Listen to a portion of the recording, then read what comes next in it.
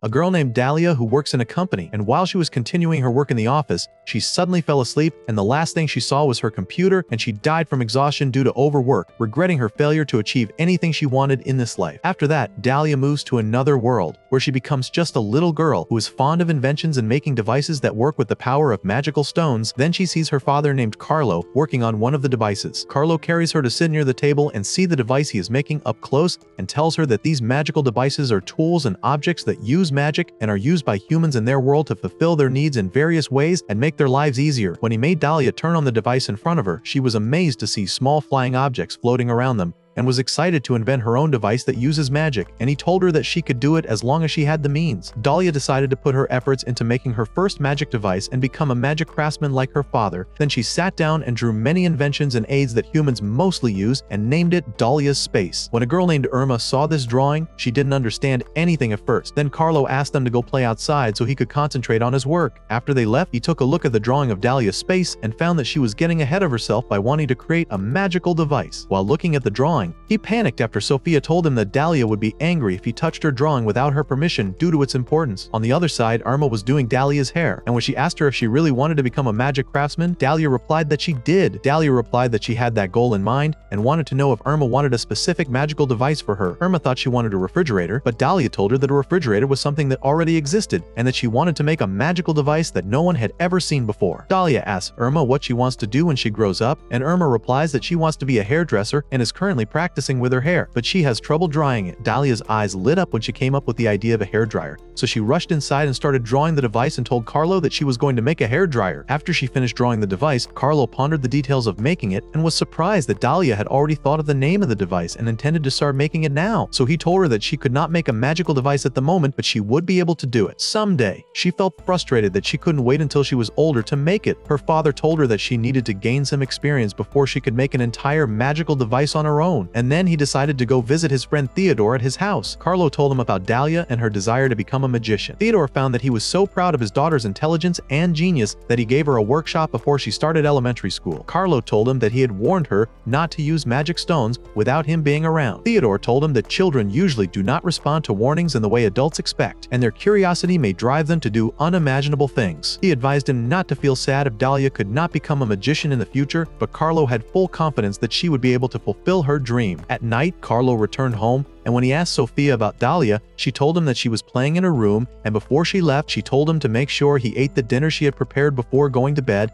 And after she left, Carlo was surprised to hear Dahlia's screams and rushed to her room and found flames everywhere. Carlo took the water gun and managed to put out the fire before more damage was done, but part of Dahlia's drawing of a hairdryer was burned, and when he wanted to check on her, he found her crying and apologizing profusely because she could not stop herself from trying to make the device herself, and that she wanted to surprise him to get compliments from it. Carlo understood her desire and enthusiasm to make a magical device as soon as possible, and when he looked at what was left of her drawing, he thought that the mechanism of the device works, but it needs some adjustments, and he told her that he did not teach her how to connect and combine the elements of the stones, and decided to help her make the device again, and told her that they will make things together until she gains enough experience to work alone. They spent the night making the device, experimenting with fire and wind, and making adjustments, and Dahlia realized how good her father was at it and told him the specifications of the device she wanted to make. After spending a lot of time making the device, they finally managed to make a hairdryer, and by morning Carlo tested it on Dahlia's hair to make sure that their experiment was successful and that Dahlia was able to invent her first magical device with the help of her father. When Sophia came in, Dahlia rushed over to her and told her what they had done,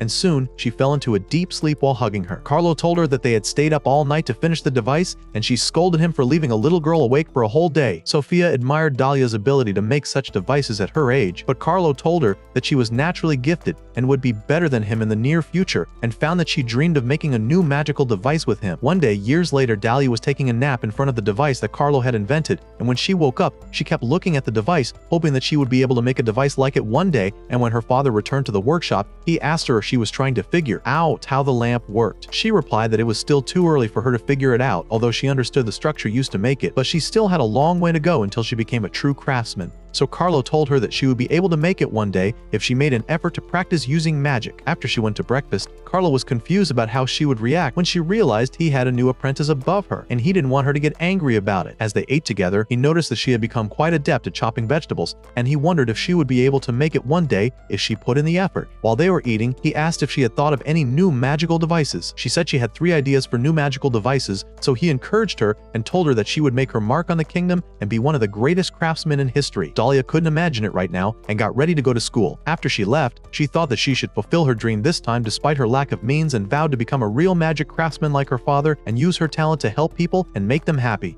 Dahlia returned home after class and was excited to tell her father what she had learned today, but she was surprised to find someone else with him, and Carlo told her that his name was Tobias and that he would be her senior colleague from now on as his apprentice. In the evening, she went to deliver some documents, and as she was about to leave, she was surprised to find that it was raining heavily, although it had been clear earlier, and she met Ivano, who offered her to drink tea together inside until the rain stopped, so she had to accept his offer. While they were drinking tea together, Ivano admired her father as an amazing craftsman with a vast knowledge of making appliances, and told her that he helped make the lamps that illuminate the place and that he dedicates his life to making devices that help people meet their daily needs. After the rain subsided, Dahlia returned home and was surprised to see Carlo drying his clothes. He told her that he could see the boundary between where it was raining and where it wasn't raining up close, and thought he could beat the clouds if he ran with Tobias. Dahlia told him that no one could outrun the rain even if they could see it up close, and decided to take her father's coat to the dry cleaners tomorrow. When she took a closer look at it, she thought about making waterproof clothes that would protect against the rain. The next day, Dahlia started sketching the waterproof coats and thought about using slime as a material to incorporate magic. Tobias asked how she intended to make the slime interact with the fabric. She replied that she would punch a hole in the core of the slime, pass a crack and strip through it so that the material wouldn't fall apart, then turn it into a powder to be dissolved in a liquid,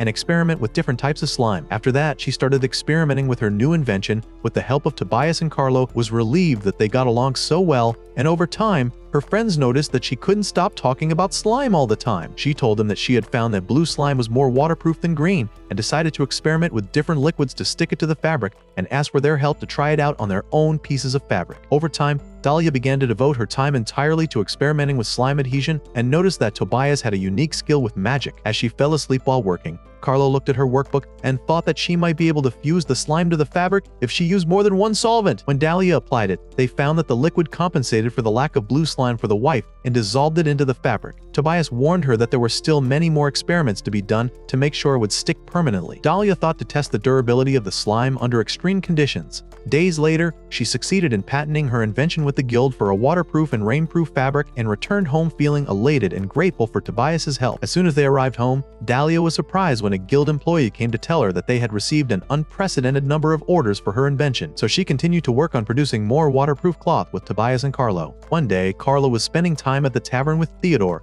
who told him that his daughter's invention had become the talk of the town, and expressed his admiration for her talent and curiosity about her next invention, while Carlo was worried that she would create something dangerous without realizing it. Theodore tells him that he feels the same way about his family, especially Tobias, and decides to ask him to allow Tobias to marry Dahlia in exchange for his company supervising her inventions and protecting her from making anything dangerous. Carlo agrees to fulfill his request in order to ensure a safe life for his daughter. After returning home, they told their children, and Theodore brought them an engagement certificate and asked them to fill it out and register it with the union to be officially recognized. Tobias immediately agreed and registered his data, and as they left, Dahlia felt nervous, not knowing what to say to her fiancé now. The next day, Irma was surprised by the news and asked Dahlia what she thought of Tobias in general. Dahlia replied that he is someone who works hard to become good at what he does, which seems admirable, and Irma found that she welcomes the engagement and doesn't mind someone like Tobias. Then she went back to the workshop and started thinking about a new invention, and came up with a tabletop stove. While she was taking notes, Tobias joined her, and she was surprised that he made some remarks about her appearance and asked her to put on some makeup, and told her that they had to be good enough to be worthy of carrying and preserving their family names. After Dahlia joined the Tobias family business, she told him that she felt comfortable working with them because everyone was so welcoming, and while she was talking, he asked her not to drink any more alcohol while they were out. Then they were surprised when one of the employees came to tell them that Theodore had gotten tired at work and was going to get a doctor for him. When they arrived at the company, they found that he had died, which left Tobias in trouble because he had to carry the company on his shoulders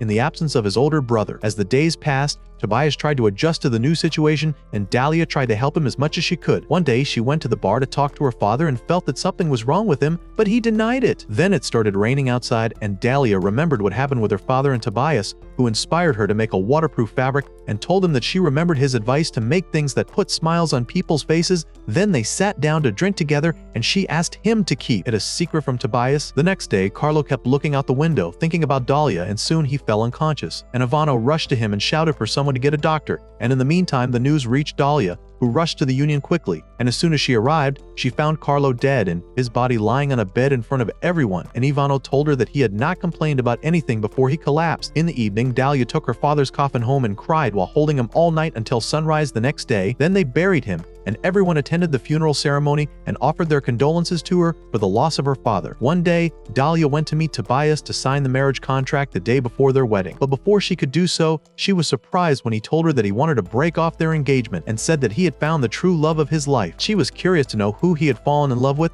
and he told her that it was a girl named Emilia. She realized that she was the receptionist at his family's company, and when she learned that he was planning to marry her, she agreed to break the engagement and left quietly. After that, she went to visit her friends, who were shocked when she told them what happened. Irma told her that she was lucky she didn't marry a cheater like him, while Marcella was furious that he was the reason she was crying. And when they noticed that she wasn't reacting negatively to it, they told her not to hold back her feelings. Dahlia decides to go to the syndicate to officially break off the engagement, and Marcella suggests that she let them take care of moving her things out of the new house so she won't meet him again, and she feels grateful to them for their willingness to help her in any way. Dahlia then went to Lucia's workplace to tell her about the broken engagement. Lucia was worried about her, but at the same time, she thought it was normal that Dahlia didn't like him at all because of the way they treated each other. Lucia advised her to find someone better next time, but Dahlia got nervous and told her that she wasn't thinking about it at the moment and prioritized working on her waterproof fabric invention. After a while, Dahlia realized that time was running out and decided to go to the guild to officially break the engagement in the presence of Tobias, Ivano, the guild president, and his deputy Gabriella, and Mr. Dominic, who oversees the contract cancellation procedures. Tobias was then ordered to pay Dahlia 12 gold pieces as compensation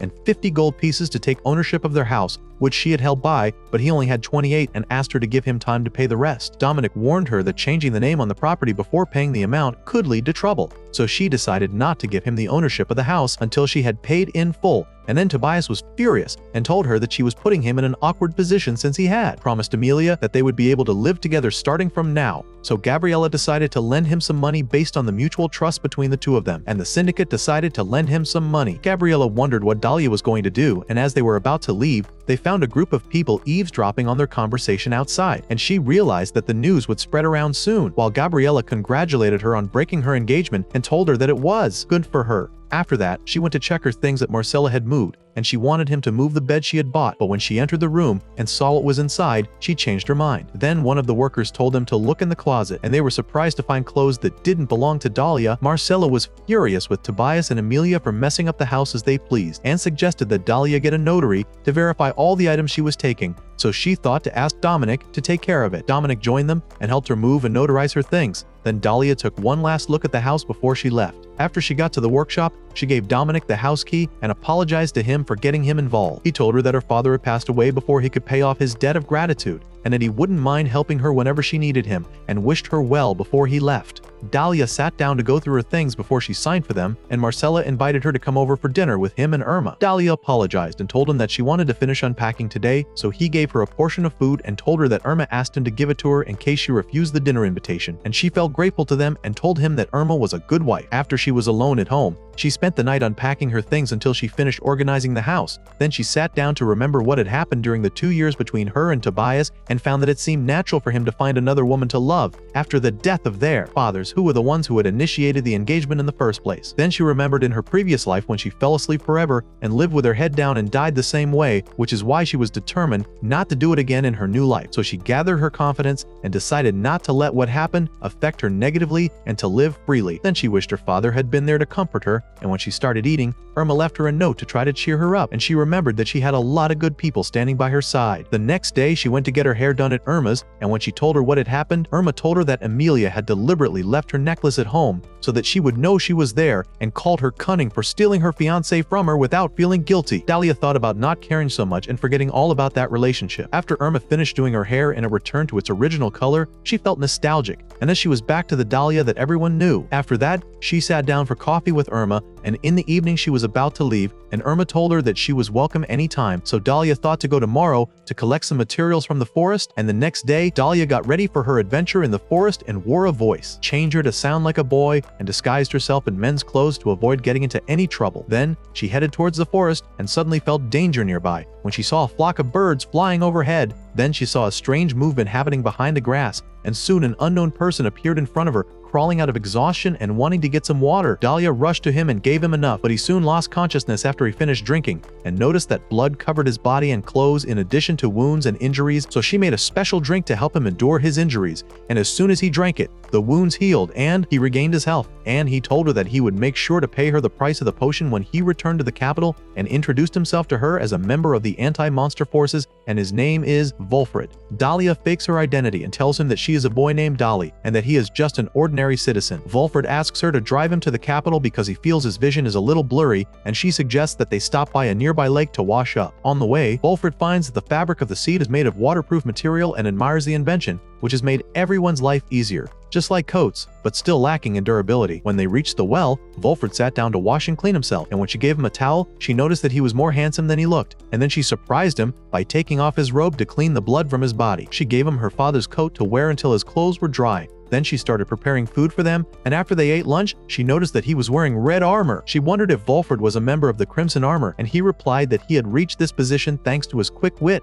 and that he used the armor to attract the attention of monsters and distract them. She thought that his job was risky, and that he could die at any moment. Volfred soon realized that she was worried about him by the way she looked at him and told her not to feel sorry for him. When he learned that she worked in magical devices, he asked if there were swords made of magic. She replied that the only people who can mix weapons with magic are magicians and alchemists, while magic craftsmen can only make knives. She then asked him what kind of magic was used to make his sword, and he told her that they usually use the magic of hardness, although his sword was broken in the morning. He was amazed when she told him that she had seen the magic flame sword before in the guild and that no one can carry it, so it stays in its sheath all the time. He told her that the only sword he had ever seen was the sword of his commander named Ashhand, and it can burn anything that penetrates it to ashes. Dahlia wondered if he needed anything other than magical compatibility to be able to wield it, and he replied that it was a matter of nobility of spirit and a strong sense of responsibility, and that he had tried to draw one of them when he first joined the Knights but failed. She suggested that he get some sleep until they arrived, but he was curious to see her holding her bottle of wine and asked to be allowed to drink some, as wine is his only weakness and he can't resist it. Dahlia and Volfred arrived in the capital, and Volfred expressed his gratitude for saving his life and asked her to tell him where she lived so that he could pay for her help, but she refused and told him to consider it as a subsidy from a citizen and that she would be satisfied if he greeted her. The next time they encountered each other. After leaving the capital, Dahlia had a good feeling about Volfred, that he was a nice person, and she felt happy that she had been able to help him, but at the same time she thought that it was almost impossible for them to meet again. The next day she was surprised when Ivanhoe told her that the contract for the sale of her little magic fireplace invention was in Tobias's name, and that he had told them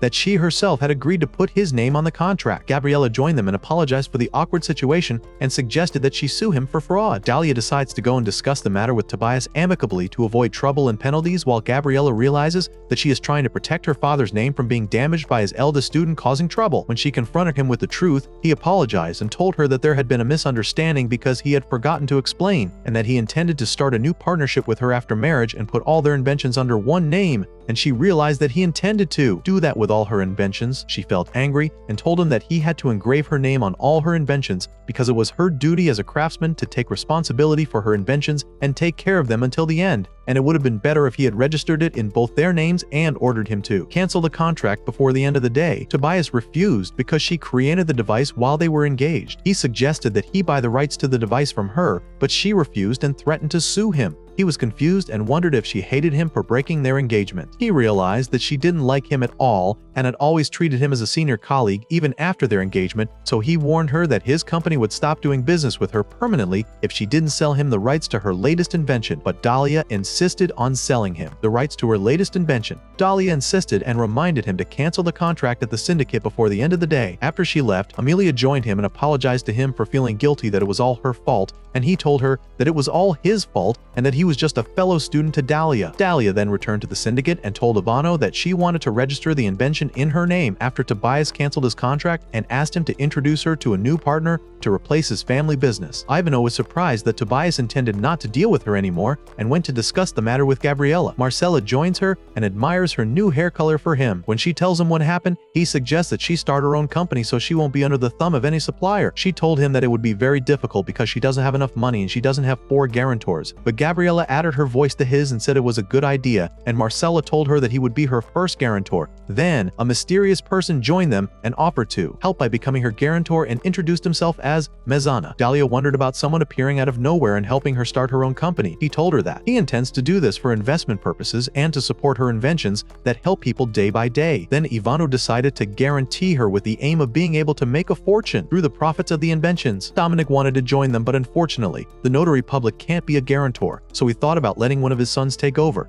But Gabriella told him that she would be the final guarantor of Dahlia's company in her husband's name, and Dahlia was shocked by what was happening around her suddenly and wondered if they were sure they wanted to do this for a novice artisan like her. Ivano replied that she was more than qualified to start her own company thanks to her innovations, and Marcella convinced her that it would give her the opportunity to try new materials like wind dragon scales or fireballs. Gabriella then told her that they had to discuss how she would run the company as president and told her that she had to look good to avoid being looked down upon, which forced her to go out and buy new, more mature clothes and make some adjustments to her hairstyle. She then told her that they should call each other without using nicknames as fellow MBAs and asked her to stop wearing glasses and improve her eyesight in the temple so that it wouldn't be a hindrance to her. Dahlia felt grateful to her for what she was doing and giving her advice and told her that she only owed it to her father as he was the reason she met her husband, the head of the guild, and he asked her to help her if she encountered any difficulties as a craftsman. Dahlia replied that besides inventing magical devices, Carlo liked to drink until he got drunk, and Gabriella told her that his favorite hobby was to make others owe him and then ask them to cover it up. On the other side, Wolford gave his report on his last mission, and Grat told his boss that he deserved the title of Dragon Conqueror after he managed to kill a dragon near the forest and decided to write a letter of recommendation to the royal guard for him. But Wolford refused the order because he did not succeed in taking him down until he became powerless after his colleagues attacked him and asked Grat not to mention his name again when killing any dragon. Wolford asked Grat to write a letter to the trade guild to thank the person who saved him with a medical potion, and that he didn't know the name of his shop or where he lived. Grat wonders if the person doesn't want him to meet his girlfriend or wife. He says he doesn't think that's why he hid his residence from him. After leaving the office, he thinks that if Dahlia had a girlfriend as a boy, he might run into her at a bar or restaurant in the neighborhood. Dahlia succeeds in regaining her sight after taking refuge in the church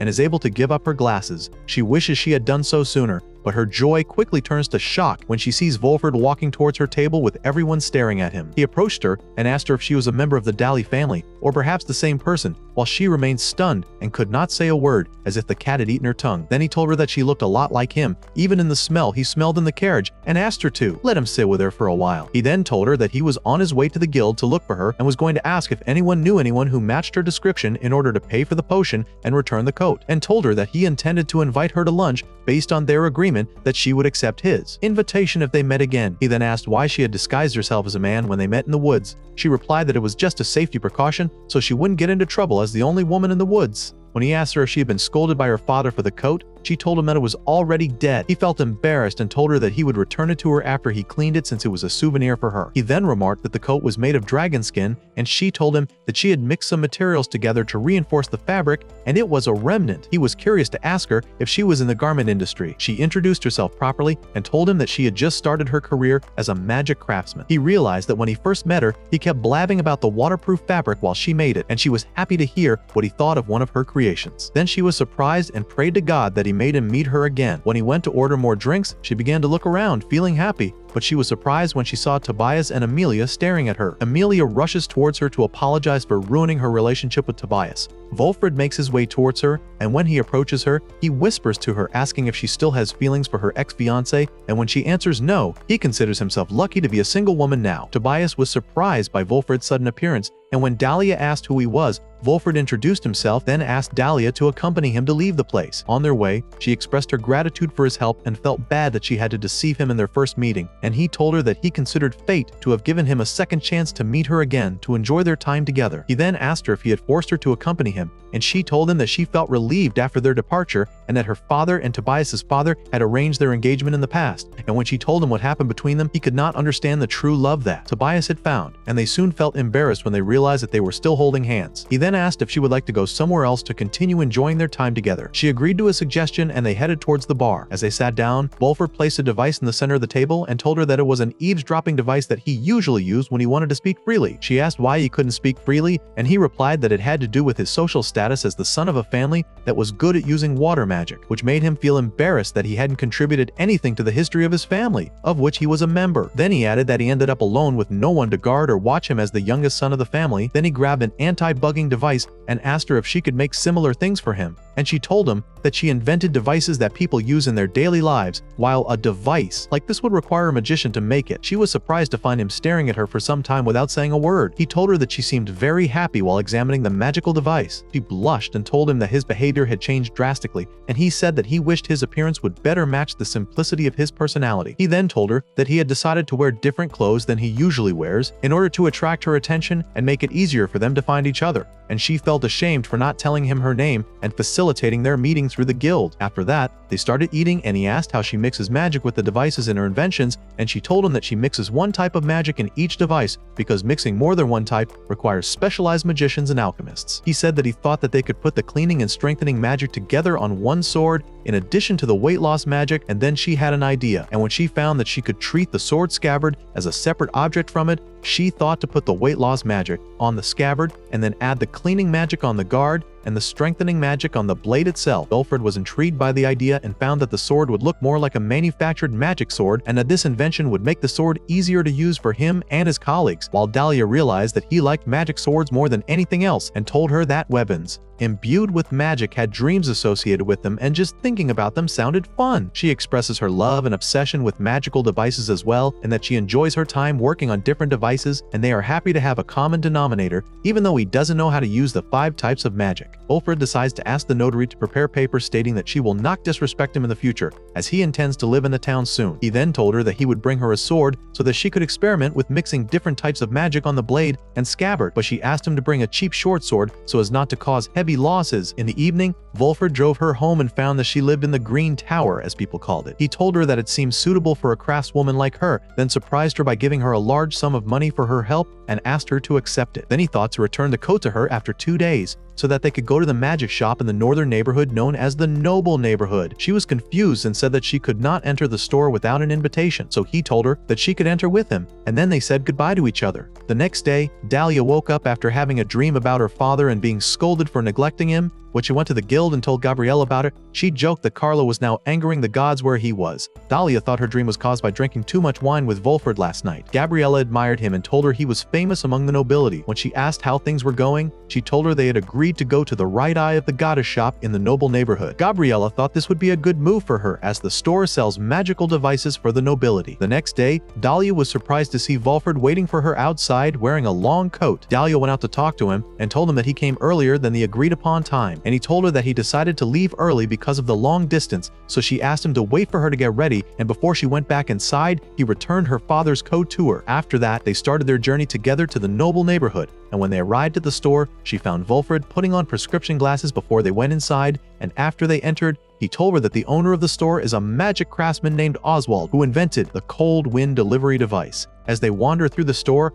Oswald greets them warmly, and when Volford introduces Dahlia, she tells him that she's just starting out and would appreciate any information he lets them in on. Oswald was surprised when he realized she was Carlo's daughter. He said he knew her father since they were in high school together and used to meet him at meetings. He then took them on a tour of the various devices in the store, and Volford found cufflinks. On the other side, Dahlia found many devices mixed with more than one type of magic, and when she saw the crystal fairy lamp, she remembered that her father tried to make it in the past for her. Oswald then turned towards Volford and showed him the set of supportive accessories that he had previously ordered, 2 anti-poison necklaces that help reduce anemia. Volford wanted to add some modifications to them, so he went with Oswald to the next room, and when he left, Oswald gave Dahlia a gold card that would allow her to enter the store whenever she wanted later, and told her that he owed a lot to her father and that he had previously asked him to show her his magical devices when she came to his store, then expressed his happiness to meet her and that he had repaid his debt to her father. She was curious to ask him what kind of debt, and he told her that when he was a young man, his wife ran away with a store worker and all their money, and he ended up penniless. debating between taking a large loan or closing the store, and when he met Carlo that day, they sat drinking in a small booth and he told him what happened to him. Then he added that Carlo had given him advice to find a new woman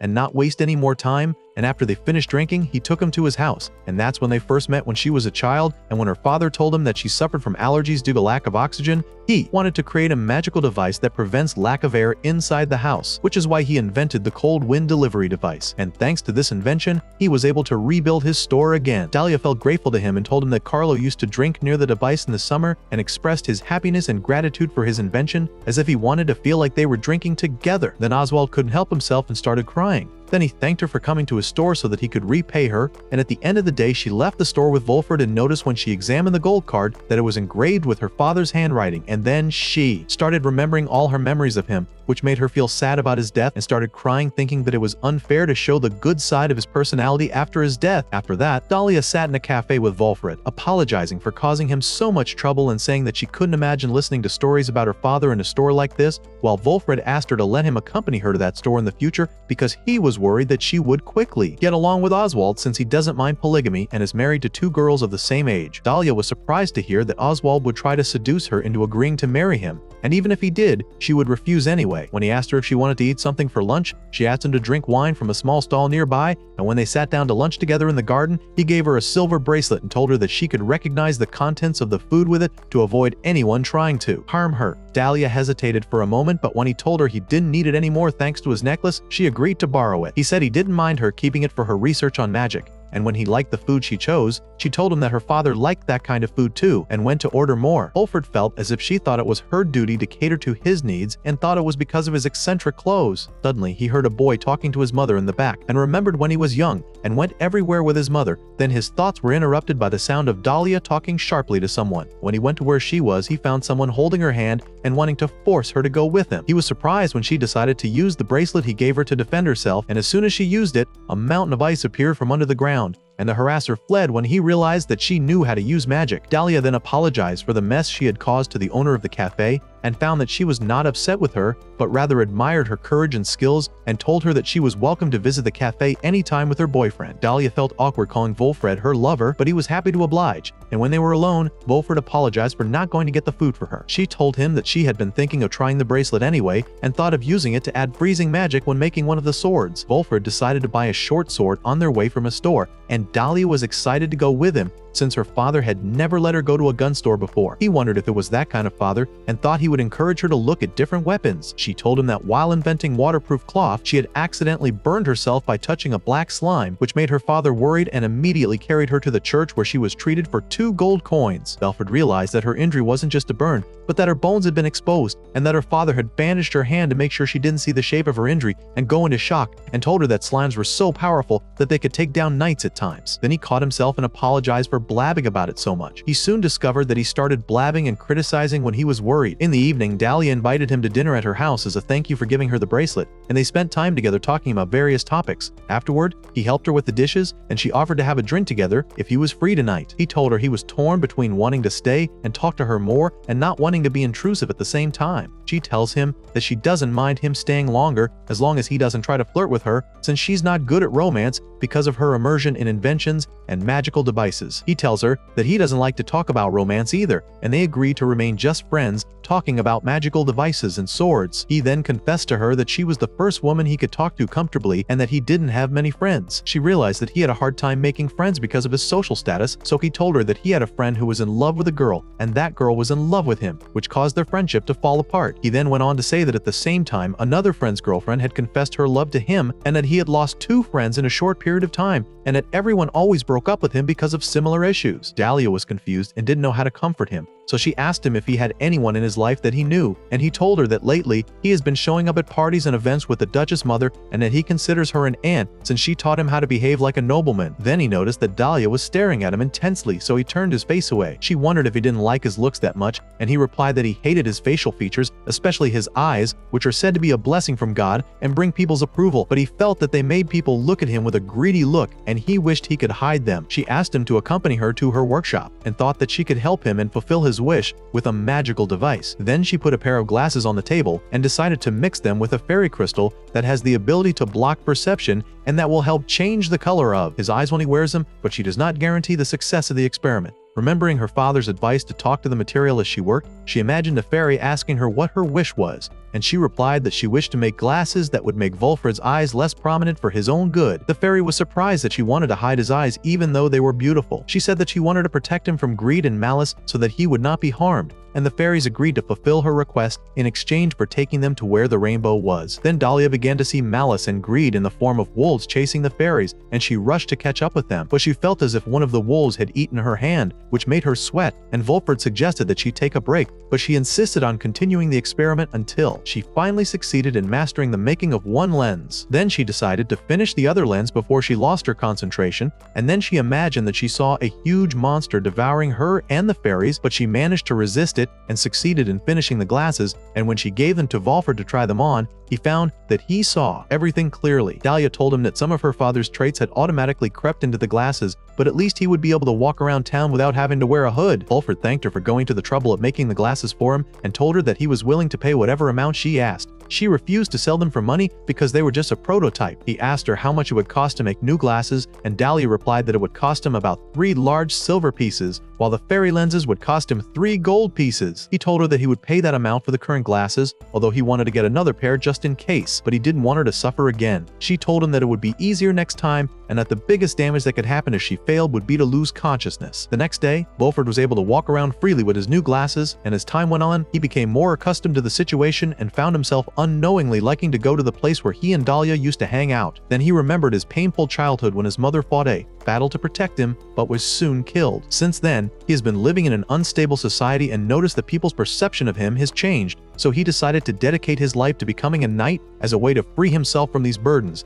After joining the anti-monster forces, he started to feel that things were easier because they didn't care about social status, but he had one dream: to own a magical sword, and wondered if he had it, would he have been able to save his mother from death? Then he started thinking about Dahlia and how she changed his life even though they only met 3 times, and remembered that she doesn't want a romantic relationship, so he decided to stay with her as friends and make an effort to get closer to her. On the other hand, Tobias was scolded by his older brother Ireneo for making too much noise in his absence, and told him that he doesn't mind, that the reason he broke off his engagement with Dahlia is because she is not his taste in women, but he won't be able to gain influence by associating with Emilia, as her family has cut all ties with her in exchange for a large sum of money. After Tobias reads Ireneo's proof, he tells him that he still loves her and doesn't care about her social status. His brother warns him not to underestimate the nobility, as he could cause the collapse of their company if he gets into trouble with her family. He then asked him if he had figured out why their father and Carlo wanted to marry Dahlia, and when he found he had no idea, he decided to tell him the harsh truth and told him that it was their father who suggested the marriage and offered it to Carlo because there was no one who could support him as a craftsman. Then he added that Carlo agreed to the marriage for his own sake, so that he wouldn't become the object of unwanted attention. It was the only way to protect them both, and Tobias was furious that he was just a smokescreen for someone like Dahlia.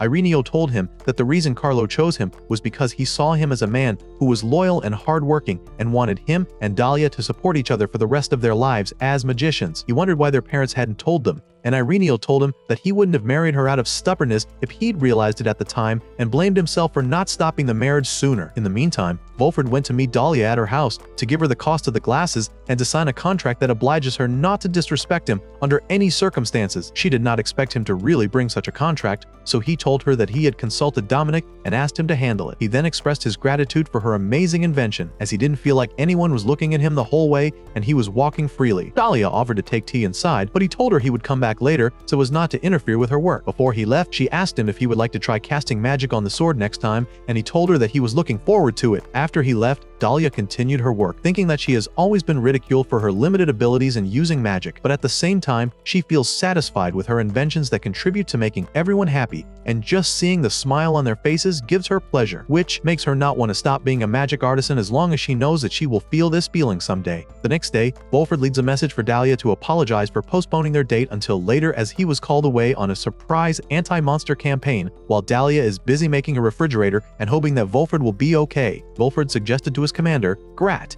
that he break away from the troops and sneak up on the monsters to lure them out. Grat was surprised at his sudden boldness to make such a move and said that he wanted to get this over with as soon as possible. Grat decided that the troops would start moving at sunset and thought that Volford had grown up and it was his turn to take a leadership position within the unit. When the 0 hour came, Volford began to implement his plan, and in a short time, he and his colleagues succeeded in eliminating the monsters and burning them, and everyone admired his strategy of studying his movements to finish the mission in less time, while Volford was thinking that now he will be able to get a vacation so he can meet Dahlia. The next day, Dahlia was surprised when Volford showed up with many boxes of food and wine, telling her that he had brought them as a thank you, and that one box had a magical ice stone that would keep the food fresh for a few days. When they went inside, Volford noticed that she had made a refrigerator, but she told him that it was still just a prototype, though Volford was impressed that she had made a refrigerator and a freezer in the same device. He asked her if she had decided where she was going to sell it, and she told him that she intended to try it first in her kitchen to make sure there were no glitches, so he helped her move the refrigerator to the kitchen. Then Dahlia noticed that he took care of his glasses and put them in a safe cover, which made her feel cheerful. Then she was surprised that he had given her high-quality wine glasses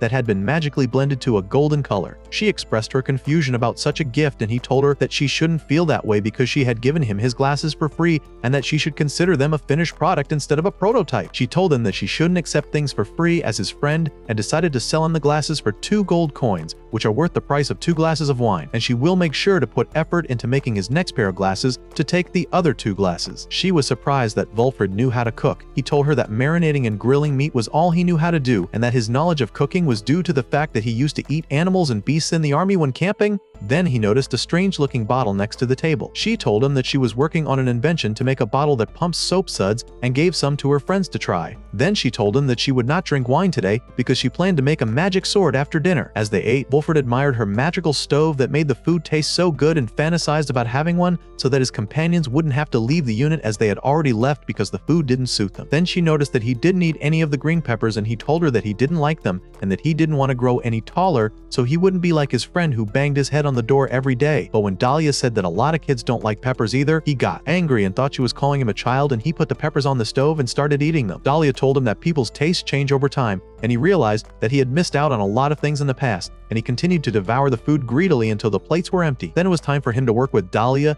to make a magical sword, and he seemed excited to wait for this moment. After he separated the parts of the sword, she asked if the magic of hardness or sharpness would be best for the blade. He told her that sharpness magic would be better due to the thickness of the short blade, so she used her magic to sharpen the blade and started using magic stones for the rest of the parts. And when she reached the scabbard, she found it difficult to cast magic on it, and Volford noticed that the head scabbard consumed more of her magic energy than the other parts and did not mind if the scabbard remained as it was. Dahlia insisted on trying, telling him that mixing magic with the scabbard would take time and that, unlike her father, she wasn't good at reducing weight, and then realized that she should have wrapped it with magic instead of pouring it in. After she finished mixing the magic with the sword, she asked Volford to put it back together again, and when he did so, he noticed that the blade was hard to attach to the hilt even though its size hadn't changed, so he decided to use more force, and that's when the blade flew out of his hand and fell to the ground. Volford marveled that the parts didn't fit together because they were mixed with magic. Dahlia thought that this is the reason why people have never made magic swords before, as magic changes the nature of materials in some way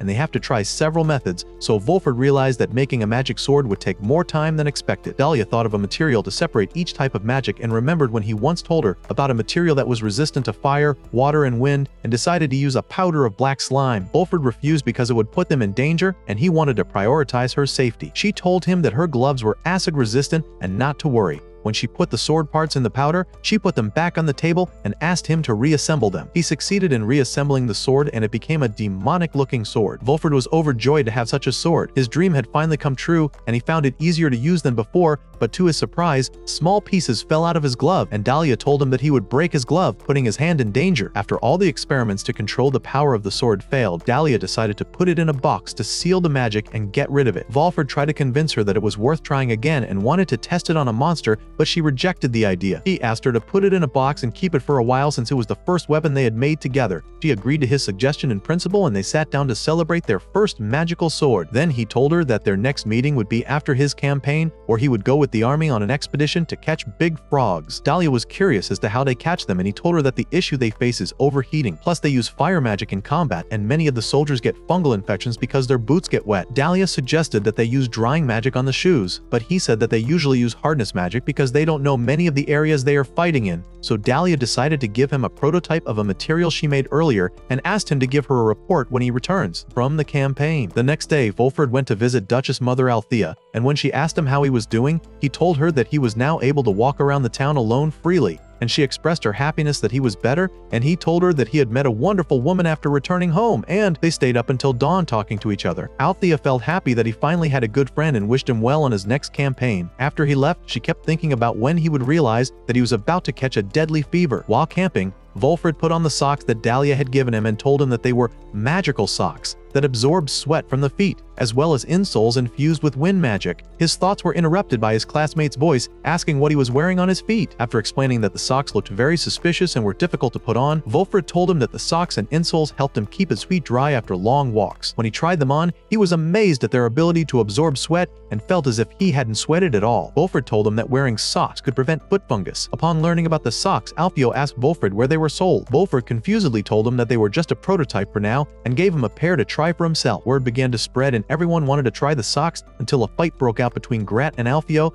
after he mentioned that health issues get worse after age 35. During the fight, Volfred's colleague named Randolph approaches and asks to give him the magic socks and slippers to try them out, and Volfred ends up surrounded by all the soldiers who want to get a pair of socks so they don't get foot fungus. The next day, the army fought a strong battle against the big frogs, and in the evening after their victory, Volfred sat down to write a detailed report for Dahlia about the socks, telling her that they prevent foot fungus and reduce itching, and he started collecting feedback from his colleagues to include in the report. After returning from the campaign, Dahlia was shocked that he wanted her to make 80 sets of socks and insoles. She told him that all she had asked him to do was write a report on the performance of her invention and found that he had written what looked like a multi-page book with a plan for making the required sets of socks and insoles. Dahlia felt nervous and wondered how she had ended up having to make so many socks. When she read his colleagues' letters, she found them expressing their admiration for the idea and the skill with which she had made it a reality. Dahlia decides to go to the guild tomorrow to ask for advice about taking on so many orders. Volfred tells her that he will accompany her because his boss wants them to finish the order as soon as possible. He wondered if he could become one of her guarantors to provide support and increase the chance of getting the materials, then remembered that this could lead to rumors of a relationship and thought it would be better to keep a certain distance between them in public. She told him that she didn't care what people thought of her as long as she was able to do her job and deal with people who recognized her success as a professional, but she wouldn't stop him from doing what he wanted about the way they treated each other. Volfred decided not to change anything about their relationship and told her that he wanted to feel honored to support her magical device work as a friend. Dahlia was happy and vowed to do her best to make sure that their friendship was not a source of embarrassment to him. The next day, they went together to the guild to meet Ivano and Gabriella. When Gabriella learned that Volfred wanted to become one of Dahlia's underwriters, she told him that he had to meet Dominic the notary first and asked Dahlia to speak privately until he arrived. After a while, Volfred and Dominic finished making the necessary formalities, and Dominic told Volfred that he should inform his family if he intends to continue working as a knight in addition to being a guarantor, just in case something happens in the future. Meanwhile, Dahlia learned that the guild had received a letter from the leader of the anti-monster forces, and Gabriella told her that the leader had already told them that he was sending someone and asked them to meet with him and take care of the support for the invention of the magic socks. Dahlia felt in a quandary and asked how she could handle it. Gabriella asked her to explain her invention in detail, and when she learned that she could mix magic 15 to 20 times a day, she suggested that she hire an assistant. Gabriella officially decided to hire Dahlia's assistant and send an emissary to the clothing guild for manufacturing. Dahlia wondered if they could talk to the workshop directly, but Gabriella told her it was best not to. Dominic wondered if other administrators in the army wore leather shoes or if it was just soldiers, and when Volfred told him that the majority wore leather shoes, he thought they should expect the invention to become popular among nobles and commoners in a short time. Then he told them that one workshop to manufacture magic socks was not enough, and they would need to source the green slime used in the insoles, which would make it necessary to cooperate with the Adventurers Guild. Dahlia tried to convince them that one slime is enough to make 5 pairs and they don't need that many slimes, but Ivano told her that they may need to grow slimes as well since the insoles deteriorate after some time. Afterward, they all received a delegation from the Garment Industry Guild to discuss cooperation between them and Dahlia in hosiery manufacturing, and Director Fortunato suggested that Dahlia set up its own workshop. Dahlia told him that they couldn't do that because of their current size, and when Lucia asked how many socks their workshop could make, she told him that they could produce a maximum of 20 pairs a day, and that the number could be increased by a fair amount if they automated part of the work. Fortunato decided to start making socks the old-fashioned way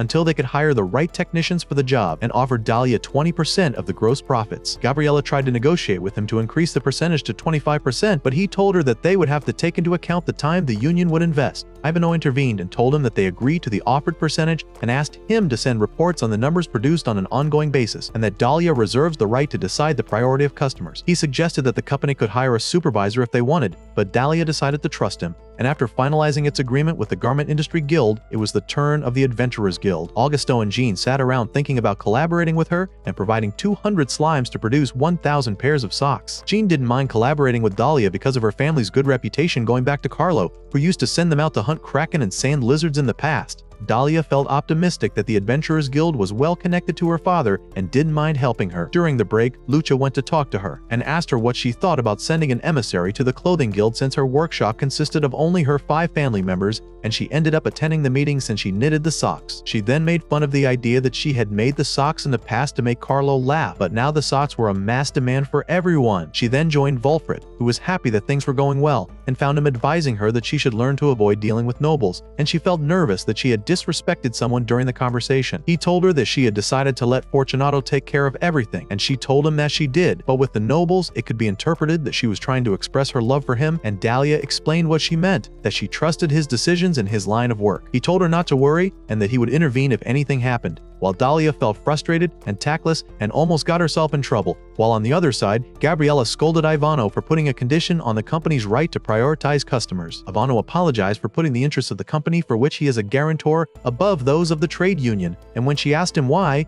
he decided to resign from the union and begged her to accept it. She realized that he was doing it for Dahlia and was also willing to give up his job for her. He tried to justify it by saying that he was doing it for himself and that he loved his work as a trader. She suggested that he ask her if she would hire him if he left the job, but he insisted on submitting his resignation in any case. After he wrote his resignation, she told him that she would keep it and wait for his return in case Dahlia refused his request, and advised him to talk to Volfred first to get his recommendation. After he left, she joked to herself that Dahlia had just stolen a good man from her. In the meantime, Ivano went to talk to Volfred, and when he asked him what he thought of Dahlia, he wondered if his question had anything to do with being a guarantor of her company, and told him that he was standing right where Mr. Carlo died, and there was nothing he could do for him at the time. Volfred sat down and prayed for his soul to rest in peace. Ivano told him that he wanted to tell him this to see his reaction, and that Dahlia seemed like a goddess in golden robes to him, so he thought her company was capable of great things, and he wanted to be by her side and help her grow the company. When Volfred realizes that he wants to work for the company and wants his help in recommending him to Dahlia, he gets jealous and asks him why he's doing that, and he replies that he's the eldest son of a well-established business in town and has worked in the trade guild for 16 years. Volfred coldly told him that he was supposed to take over his family business instead of working for a Nosh company. Ivano said that his family lost everything before his father died, so he ended up going to work in the royal capital to escape his family's troubles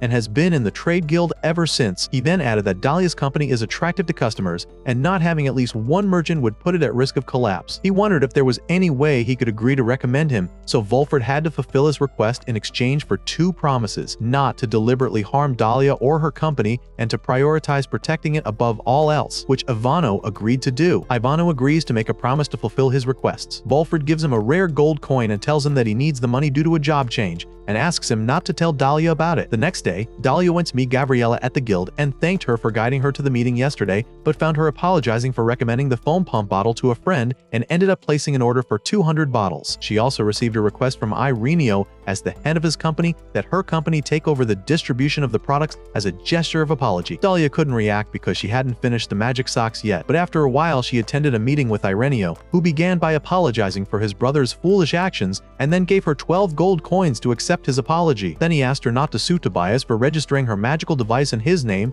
in exchange for his company to cooperate with her again and give her top priority and material orders for 3 years, and Dahlia agreed on the condition that he would help her get the fairy crystals as soon as possible. Then he asked Gabriella to give them some time to talk privately. As she left, Ireneo opened a box and told her that he had intended to give it to her as a wedding gift, but decided to give it to her now as compensation. Inside the box, she found a female unicorn horn that could neutralize poisons. Dahlia was surprised that he gave such a valuable thing to her, and when she asked him why, he told her that her father had asked him in advance and begged her to accept it to fulfill his promise to him, and before he left, he told her that this would be the last time to deal with her. Unofficially, and in the meantime, Wolford was waiting for his brother Guido to arrive, and as soon as he learned of his presence, he went to meet him in the reception room. Wolford learns from his brother that their father is frustrated that he won't be able to see him even after being summoned to the royal palace, and Guido wonders if he will do the job for him. Wolford tells him that he asked to speak with him personally because the company he became a guarantor for will start working with the anti-monster forces soon, and he wanted to inform them. Guido was impressed by his brother's ability to make good connections lately, and told him that their father had decided that this house and its employees would be at his disposal as he wished, and that he wouldn't mind using them to help Dahlia's company, and told him not to hesitate to ask for his help if he encountered any difficulties. Then it occurred to him to ask Wolford if he was thinking of getting married, and he replied that he had no intention of doing so at the moment. Guido hesitated before saying that he had heard that this was the first time he had tried to communicate with their father. Wolford told him that he had never been bothered in any way before now, so he didn't need to communicate with him before, and he doesn't have any memories with him to talk about, and he thinks that letting him join the monster fighting forces is enough for him. Guido asks him if he's thinking about leaving their family in the future, and he says he'd like to be independent one day, but it has nothing to do with Dahlia. And when Guido asks if he plans to quit the anti-monster force, he replies that at least he won't for now. As they talked, Wolford noticed that Guido was forcing himself to act like a big brother, even though they don't have a relationship that allows them to talk like that, so he was curious to ask him if something was wrong. Guido apologized and told him that in the past he had used a lack of opportunities to talk as an excuse to avoid him, and Wolford realized that his current actions were out of guilt. Then he remembered that day when his mother was fighting outside to protect them, and Guido was shaking with fear, while Wolford felt angry that he couldn't do anything to protect his mother until he decided to take a sword and rush outside. But as soon as he opened the door, he saw his mother's dead body in front of him. Then he ended up surrounded by enemies and decided to bet everything and rush to attack them. Then his thoughts were interrupted by Guido's voice expressing his remorse since that day and thanking him for protecting him and his mother at that time, and feeling that he somehow caused his mother's death due to his helplessness. Wolford asked him to raise his head because he had nothing to apologize for. He said that his mother would not have died if he could fight like a man and an older brother. Wolford told him that his mother chose to fight that day willingly to protect them all, and that wanting to die in her place was not the right way to repay her. Then Guido said that he had thought all this time that he hated him, so he felt that avoiding him was natural. Wolford told him that he was not trying to avoid him, but they did not have a chance to meet each other, and Guido confessed to him that he wanted to go out and fight alongside him that day, but his mother clung to him and prevented him from leaving, and after everything was over, he came out of the carriage and found blood covering everything around him. Then he added that he still sees his mother and all those who died in that battle in his dreams even now. Wolford was surprised that he was holding his hands in the same way he did when he had that nightmare, and realized that Guido had been suffering like him all this time. He told him that he had similar dreams too, and it would be good if they could find a way to avoid dreams that one does not want to see. Guido jokingly said that the solution is marriage, but it will not guarantee him to get rid of all bad dreams, then asked him to let him make up for his shortcomings as an older brother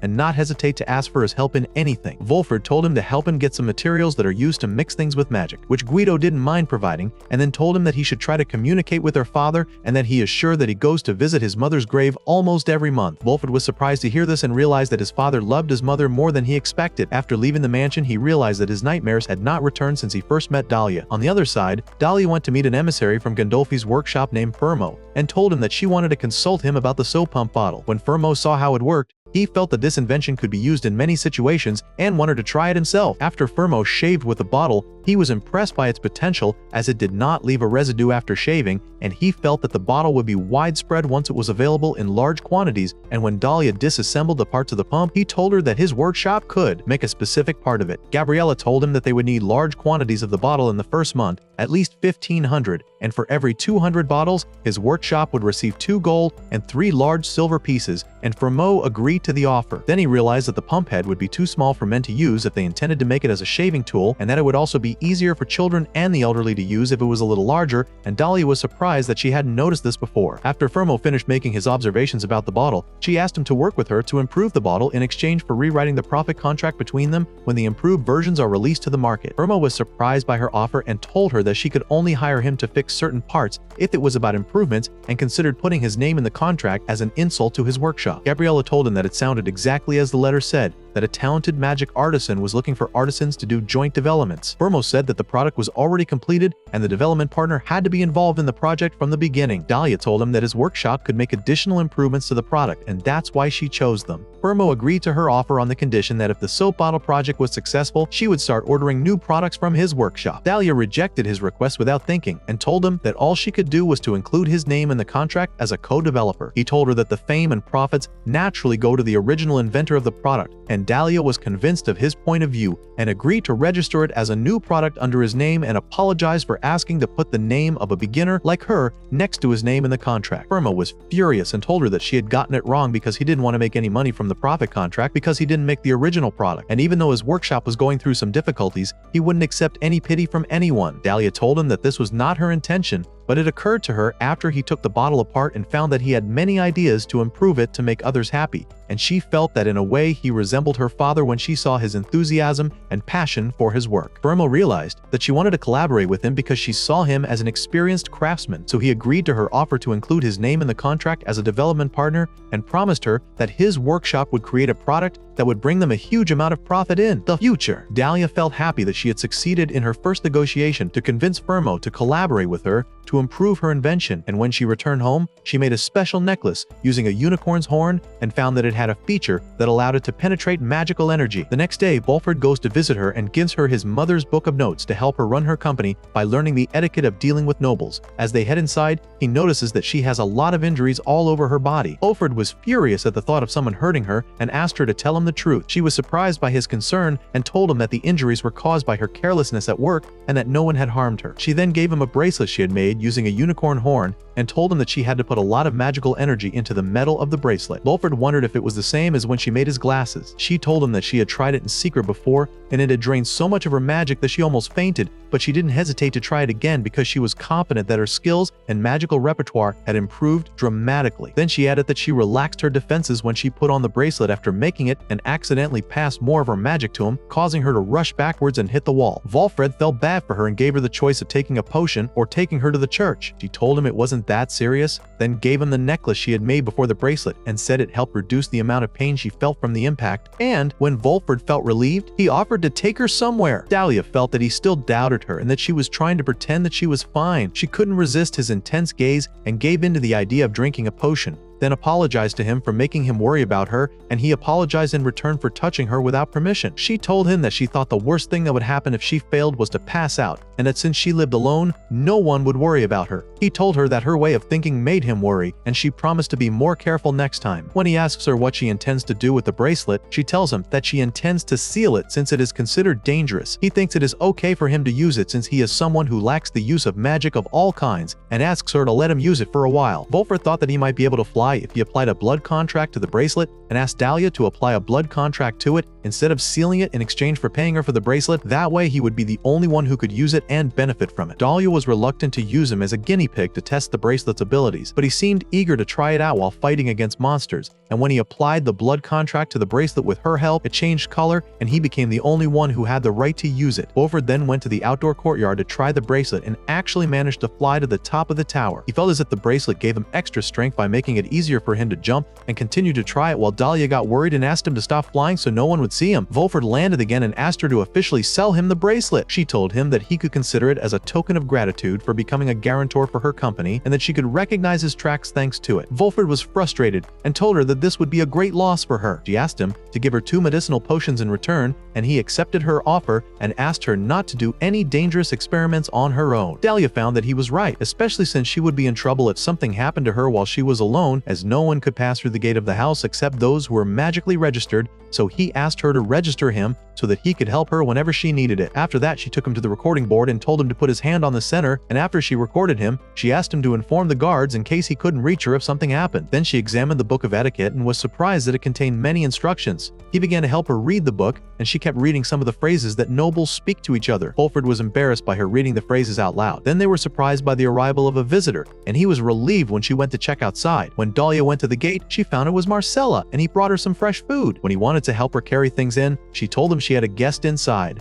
Then she returned to Wolfred, put the bucket of oysters on the table, and asked him if they could have dinner together tonight. He accepted her offer and told her he'd already brought a drink for the food. Then he added that Duchess Althea had given it to him and advised him to share it with a close friend. When evening came, they sat down to dinner together to celebrate the prosperity of her company. When she liked the taste of the drink, he told her that the queen had enjoyed it too, so she had vowed to send a bottle every year to Althea as her younger sister. Dahlia was surprised that she was now drinking a drink that the queen had brought, and thinking that she might not get another chance to drink it, she drank it until there was not a drop left in the glass, much to the laughter of Wolfred, who called her a squirrel. Then she remembered that she had a meeting with Ivano tomorrow to discuss the next steps regarding the company's projects, and expressed her gratitude to him for recommending him to work with her even though their first project was difficult. And when she asked him if any countermeasures had been applied to the soldier's shoes, he told her that he hadn't heard anything about it. Then he added that he doesn't like to wash his shoes because they are made of leather and don't dry quickly, and even if he uses the dryer, the leather gets damaged. So Dahlia thought to modify his machine by reducing the heat emanating from it. When she reduced the heat in the dryer, he asked her if there was a way to ensure that the wind would reach the toes. She told him that he would need to install a hose and drill holes along its length to make sure it reaches the entire shoe. When they tried it on her father's shoes, she was surprised to find a pair of old socks inside the shoes that smelled so bad she decided to burn them later, while Wolfred thought she was keeping something like that as a souvenir. Then they experimented with a hose inside the shoes, and Wolfred was surprised that it didn't get damaged and succeeded in drying the shoes down to the toes, and he thought that this invention would benefit many people if it was put on the market. She told him that the hose could only be used for freshly washed shoes. When she started giving him instructions on how to use the dryer,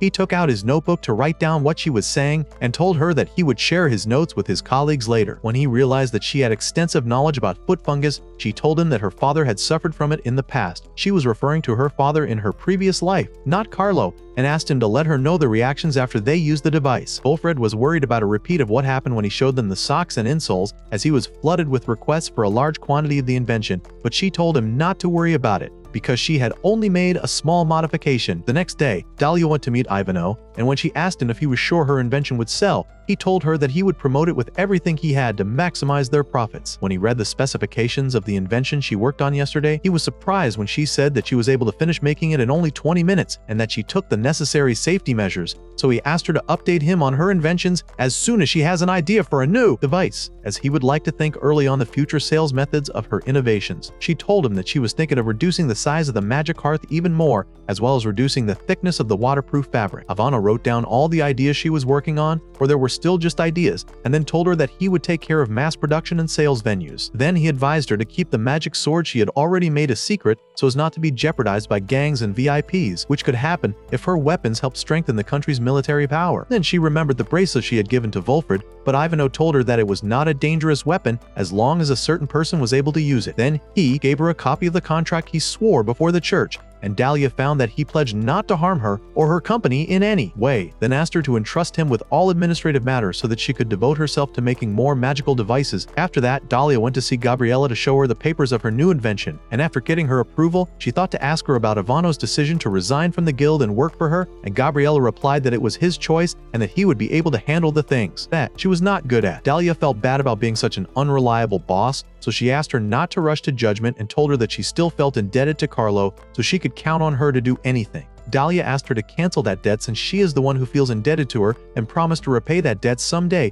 maybe years later. Gabriella told her that the story is longer than what she told her before, and said that Carlo already knew that she would feel indebted to her and would want to repay the debt. Then Ivano interrupted their conversation by informing them that Commander Grat had sent an emissary to meet Dahlia as the president of the company, Deputy Lanza. Gabriella thought she had made a mistake, and when they went to meet him, he told them that the commander had entrusted him with a letter to the company president and asked her to read it and get a verbal response now. When she read the letter, she was surprised that it was an invitation to come to the royal palace tomorrow. After he left, she wondered why she had received such a request, and Ivano replied that the royal palace might be in a hurry, or that they wanted to see her very badly. Gabriella decided that they should help Dahlia prepare for the occasion and told Ivano that he would accompany her to the palace as her assistant and teach them as much etiquette as possible. Gabriella then started practicing so intensely for them that Dahlia started to feel like everything was scattered inside her head because she had to memorize so many things at once, but she continued to learn more with Ivano until it was time for them to go to the palace. On the way, Ivano found Dahlia to be very nervous while she marveled at his exaggerated calmness that made him seem more like the head of the company than her. After they arrived, she had to enter the palace alone, and one of the guards told her that someone from the troops would come to escort her. After a moment's wait, she was surprised to find that the person escorting her into the palace was Wolfred.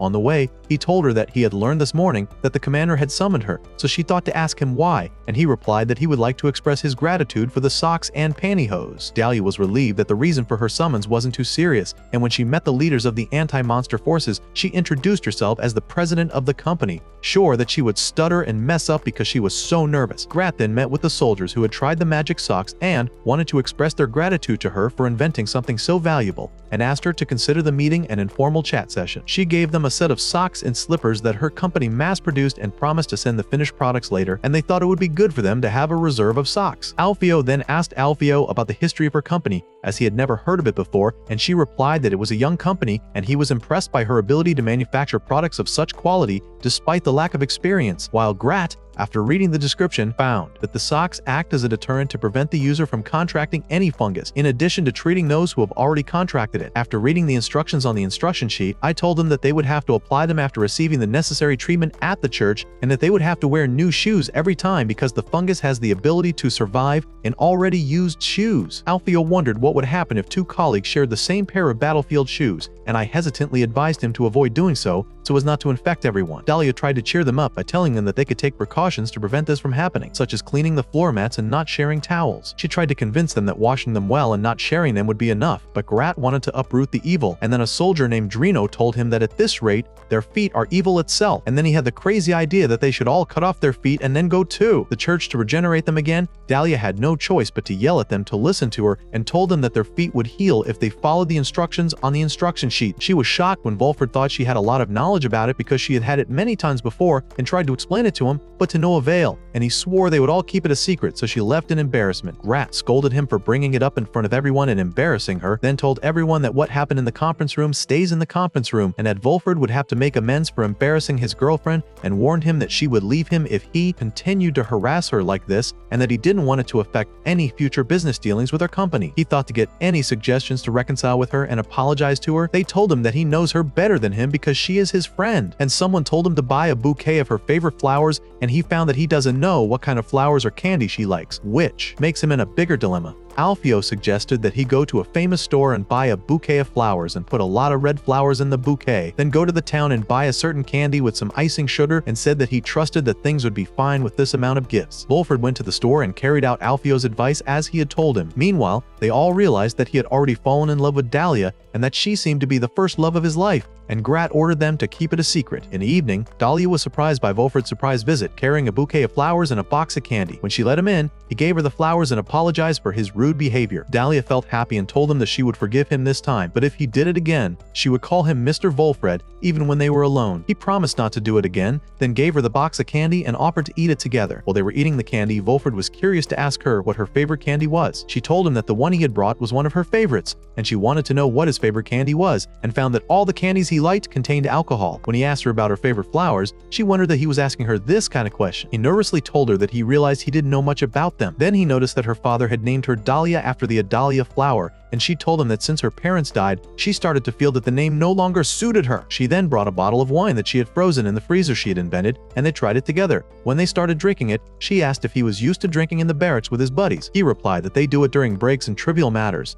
and they continue to drink until they reach the maximum level of intoxication and begin to reveal all their deepest secrets, and at the same time, everyone commits to keeping everything that is said between them a secret forever, which strengthens the sense of friendship between them. Dahlia was excited to give it a try, so he told her the rules of honesty and that the listener had to put his hand on the table while listening because it was a signal that if he said what was said in public, he could be punished by cutting off his hand. When it was her turn to spill her guts, she told him that his mother had gone to her parents' house to have her and had not returned to her father since that day, and that after having her, she had given her to Carlo and gone to marry another man, so she never knew who her mother was. Volford felt bad that he had forced her to say something so personal. She told him that it was better to hear it from her than from someone else, and that she thought having her was what broke the love between her parents, but her father never spoke badly of her. She then added that she remembered seeing him cry once as a child after reading a letter that her mother had died of an illness. She didn't care at first and thought about tearing up the letter, but after seeing his tears as he slept, she thought that maybe he still loved her mother. When she mentioned that she had the same hair color as her mother, Volford told her that children don't follow in their parents' footsteps forever and that she would always be Dahlia. Then it was his turn to tell her, and he decided to tell her about his family as she had done. Then he told her that his mother was a knight guarding the Duke's wife in the past, and thanks to her beauty and skill in using ice magic, she ended up as his father's third wife. And when they had him, they discovered that he couldn't use any kind of magic, and while his father didn't care, his mother taught him to fight with a sword. As a child, he and his family were attacked and killed 20 people, including his mother, who was protecting his father's first wife's family with the rest of the knights. Only he and his older brother Guido survived the attack. He then told her that the loss of his mother was painful for him and affected his interaction with people around him, but a short time ago he realized that his brother had been suffering more than him all his life and regretted that he never once thought about his brother's feelings, and at the same time he is happy to find out. Otherwise, he would have thought all his life that he was the only one who was suffering. Then he added that the reason he wants to make a magical sword is because he is weak and cannot use magic, so he believes that a sword will give him enough strength, and he also wants to find a way to prevent the nightmares he has at night and surpass his mother in terms of strength. Dahlia felt the sincerity of his feelings and decided to help him by developing an excellent magical sword in order to get enough power. He told her that he was thinking of visiting his mother's grave to ask her for a favor, so she told him that she was also thinking of visiting her father's grave to tell him many things. When it was her turn, she told him that she too was having nightmares about her past life and the way she died because she didn't ask for help, even though there were many people around her. He told her that he would come to save her when she had that nightmare again. She wondered how he would be able to save her in her dream, and he thought that maybe he could if she invented a magical device that would help him enter her dreams, so she jokingly told him not to ask for the impossible. Then she added that all she sees in her nightmare is her death before she dies, and that's why she decided not to live her life with her head down. Volford told her that she has many people around her even though she lives alone, and no one can take her place in life. And when it was his turn to speak, he told her that he thinks her name fits her much more than she thinks, because she really looks like an azalea flower. A few weeks later, Volford goes back to visit Dahlia at her home and feels like he hasn't been there in ages because of how busy they've been. He starts telling her about how his monster fighting work has been going, and tells her that his bracelet helped him a lot in accomplishing his mission. Dahlia then decided to start making another model of the magical sword, but they would use yellow slime, which contains the magic of the earth, and when they turn it into a powder, it will lose its solvent properties and remain fixed on the sword. Then she asked him to wear a mask and gloves to handle the slime particles carefully, and they continued to make the sword and mix it with slime and magic, and after Volford finished collecting it, he found that the earth magic had cancelled everything that was mixed into the sword, which meant that their attempt had failed. He then told her that their first attempt with the magical short sword was more successful than their later attempts, as they were able to assemble it and activate its properties. Dahlia thought that the only thing holding them back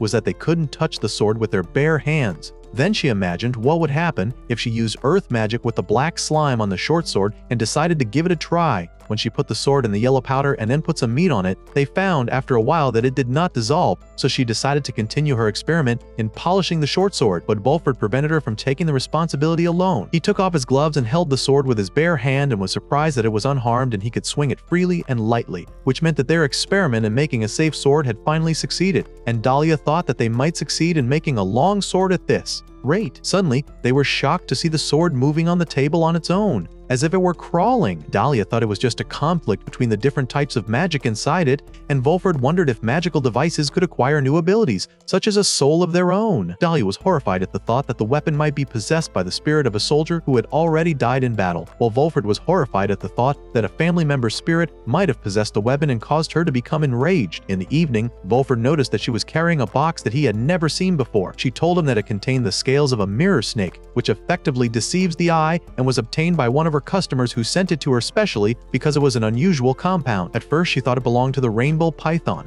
a rare beast whose lamp mixed with the magic of one of its scales could allow them to see the future, while Volford thought that the snake's scales could give him the ability to escape from monsters if he needed to. Dahlia suggested they mix it to make something, and as soon as she touched it, a very bright light came out of the box and Dahlia found herself in another place full of people. Like a wedding party, Volford approached her and asked to be allowed to accompany her. They stood in the middle of the hall and started dancing together in front of everyone. After a few minutes, they regained consciousness inside the house and realized that what they had just experienced was an illusion from the effects of the scales. Dahlia suspected that she had been holding the rainbow scales all this time, and if it was true, it meant she had seen her future with Volfred. Then she was surprised when he offered to dance without warning, and when she refused, he confirmed that what he had just seen was just a hallucination in his head. Dahlia agreed, which made him realize that they had had the same dream together. He suspected that this might be a glimpse of the future, and his first thought was that he should learn to dance so that he could do it with her when the time came. After that, Dahlia said goodbye to him. After he left, Volfred couldn't stop thinking about what he had seen when he lost consciousness. The next day,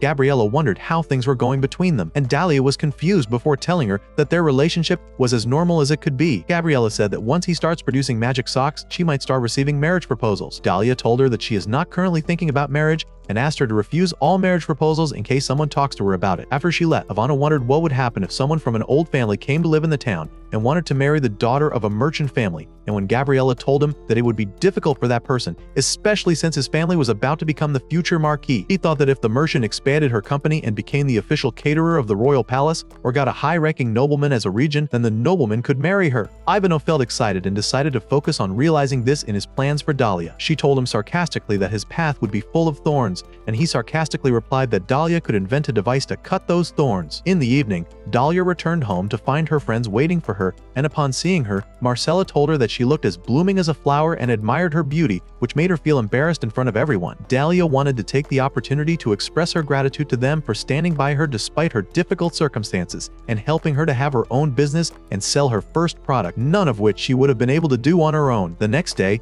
Dahlia woke up after having a dream that brought together different memories of Carlo and decided to visit his grave today with Wolfred, who brought her a bouquet of flowers, and after arriving at the cemetery, they each went to visit their respective graves. When Wolfred went to visit his mother's grave, he used an eavesdropping device so that he could say whatever he wanted without being overheard, then told his mother what happened to him recently, and that he finally managed to talk to his brother Guido and learned that his father used to visit her grave from time to time and admitted that he had been acting like a child all this time. He then told her that he had made a friend who he wanted to protect in any way he could, that she had saved him from his nightmares and made magical devices to protect him, and that he planned to make an amazing magical sword with her someday. Dahlia, on the other hand, went to visit Carlo's grave and told him that her relationship with Tobias had ended some time ago, and that she had started a company named after their family name and was able to sell her first product to great acclaim even though she had originally made it for him. She marveled at his habit of making people owe him favors before he died, and told him that it was unfair to act magnanimously out of her sight, as he seemed to her to be careless and indifferent to everything. Wilfred remembered when his mother had asked him as a boy what kind of knight he wanted to be. He thought she meant physical strength or fighting style, but now he realized the answer and said he wanted to be a knight who could protect those he wished to protect. He then placed her sword on her tombstone and told her that those who die protecting another person continue to protect those they love even after death, and that he was now able to protect himself, and asked her to protect Dahlia instead. Dahlia, on the other hand, vowed to become a better magician than her father, despite her lack of magical power and technology, but she is confident that she will be fine because she has many friends who support her. Wolfred then met up with Dahlia, and they headed out of the cemetery. Dahlia told him that she couldn't take the magic sword they made to the guild because it was an uncontrollable monster that could cause them trouble. When the carriage arrived, they left the cemetery on their way to the trade guild to continue the journey they started together.